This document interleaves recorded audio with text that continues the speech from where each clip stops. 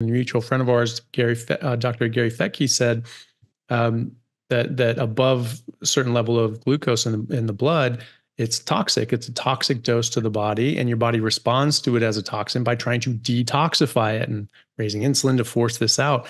And that's what it does. It gets shoved in into glycogen in your muscles, in your liver, turns into fat. And also intramuscular fat, so myosteatosis, which when we look at MRIs, we see this as pathological. We see, especially in spinal surgery, this is something we've seen strong correlations with back pain and poor outcomes with spinal surgery is myosteatosis in the paraspinal muscles.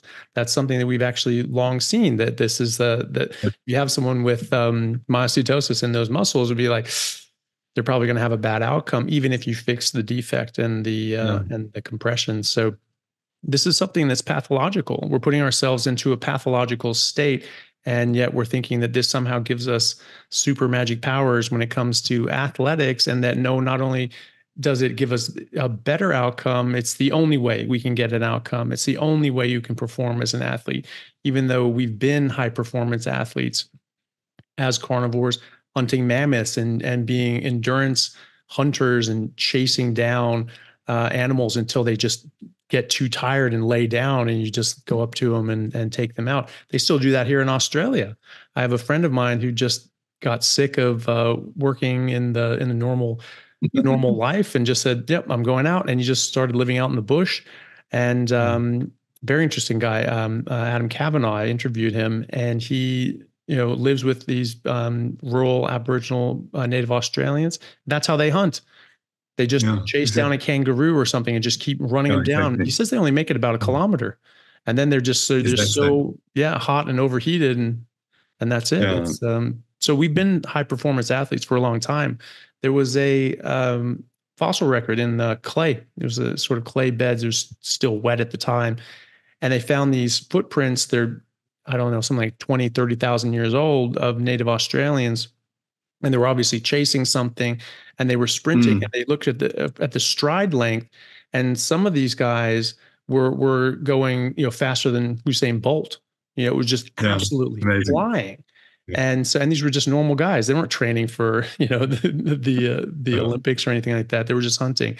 And so how is it possible that we've been such high performance athletes who were able to take down animals that outclassed us by every physical metric? We talk about the megafauna and things like that. That's, that takes some serious doing to take something like that down. And we were doing it for millions of years. So how are we not anything except these amazing athletes on a zero carb diet? How are we not designed for that? It doesn't make sense to me. So Weston Price, who obviously you know all about, when he traveled around the world and looked at the original diets of these people who hadn't changed their diet, he said the Australian Aborigines and the Plains Indians were the most beautiful people he'd ever seen. And they were the most healthy people. But as soon as they started eating the industrial diet, of course, their health went much worse. Yeah. There was a paper in 2001 that came out, and they talked about there was some work that was done by some anthropologists in the late 1800s with the Plains Indians in America. And they found that they were, different tribes were sort of different heights, but they found that these were on average the tallest human beings on Earth. And I believe it was the Cheyenne, the adult male height was about 5'10". That was on average. And so it was much higher and taller than the rest of the world. The very interesting thing about this is some people look at that and are like, well, that's tall for an average, but it's not like crazy tall compared to today's figures. The interesting thing was that this was after they were put on the reservations and didn't have access to their traditional diet. They had already started to become westernized, and they'd already started having their diet corrupted.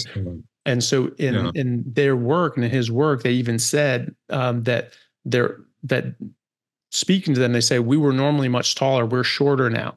And so he was saying, wow, you guys are so tall. And he's saying, you have no idea. We're normally much taller than this. We've actually gone down. And it was theorized that if they checked this 100 years earlier, probably would have been much higher. Some of the paintings from the late 1700s and the scale that they found that a lot of these people from the Great Plains were probably pushing 7 feet tall. They're very, very tall. Thomas Jefferson, when he was president, some of them came out to see him and to meet him as diplomats. And he was 6'2", 6'2 and a half. So he's not a short guy, especially for the time. And he said that they were absolute giants, that these guys towered over him, that they were absolutely huge. And, they're just living a normal life. There's a book about the native Australians in the 1800s. I think it's called Kings in Grass Houses.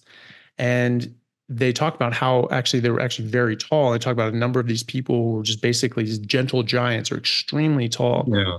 Unfortunately, this gentle giant in the story got killed.